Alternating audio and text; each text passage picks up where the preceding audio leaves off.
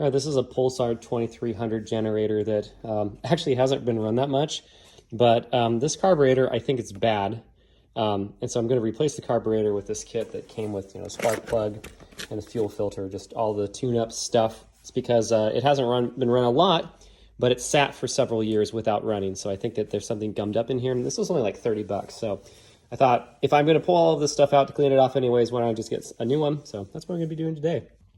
All right, it's your 10s, 10 mil.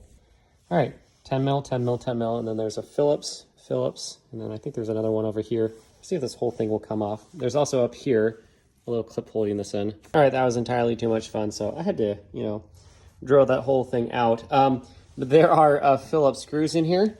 My favorite thing about this is that this whole holder for the entire screw ended up coming out rather than, the screw itself. This is just wild. There's an 8mm over here. All right, so I wanted to have for the record, this is a shorter one. Goes down there, and then this is a longer one, goes right here. And then right here, there's just a little clip that this popped off with a flathead. All right, that tall one came from inside of here, and then this came from right here.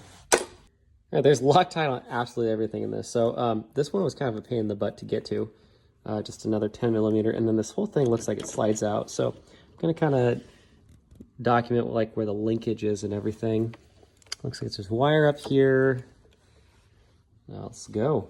Okay, so I pulled this off. I'm sure there's a much more scientific way to do this, but I have the fuel filter and that top part, see the little black thing right there? That goes at the top up there, and then this bottom part right here. It's gonna go right here with this little piece of hose. So yeah, there wasn't really much fuel that came out when I just held this up, but just be mindful that there might be fuel in the line. All right, so I was able to, I marked this actually with a Main Street white marker where the throttle was, and then I had to undo that a little bit. I just basically shoved this out of the way, slid this off, and so now I could access these two screws at the top. All right, now that I'm looking at this, this was not on my old carburetor. I'm actually not quite sure what this is, so we're about to find out because I'm gonna run this. Yeah, so that was not the most exciting thing in the world. These tiny screws, there's a washer and then a lock washer, and then these tiny screws. I actually lost one of these somewhere down here. Put that in first, and then this cable kind of sucked to get in, but basically once there's enough of this that's in there, there's a little metal sleeve.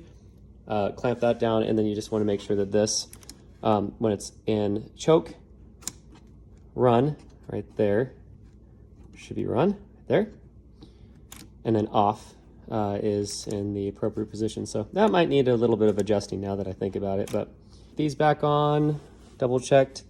The fuel filter, we're gonna see what happens.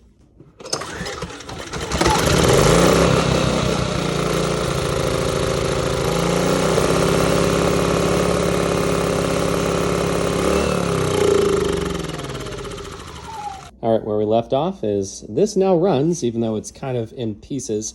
And so I am going to make sure that this is adjusted. It looks like that there's a little bit slack. I did mark on here where it needs to be, but I just want to make sure that when this is here, it's adjusted. It looks like there's just a little bit too much slack that's in there, but it does run, which is great. All right, I'm pretty sure I have this in place. So in the opposition, there is a little bit of slack, but when it goes into run, the valve is open just a little bit right there.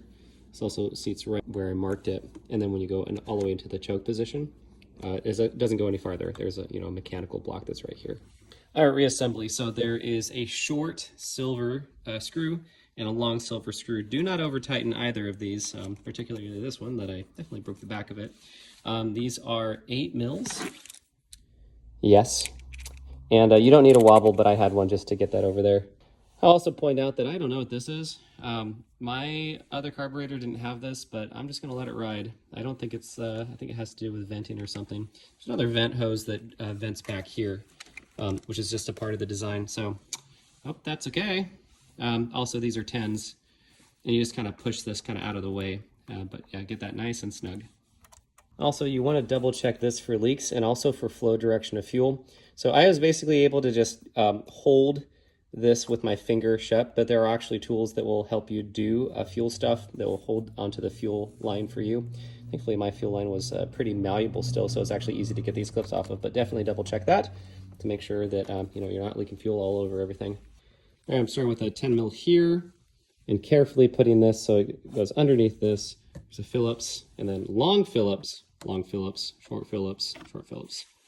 All right, so I realized I forgot to put this on. I was actually able to slip this in, and even though I already put all of this on, slip it in. But the orientation, just so we have this right, there we go. You can see what the orientation is. Because one of these sides is flat and the other is curved. So you can kind of get an idea about where the clip is, just about there, and does click on. All right, well, once I find the screw that holds in the little air filter there, so of course the air filter is going to go on that. And then yeah, make sure everything is tight but not too tight, and then firing this up, run it, and then I'm going to see how it runs. I might need to tighten that up, but thankfully I should be able to do that even though all the casing's on now. There she goes.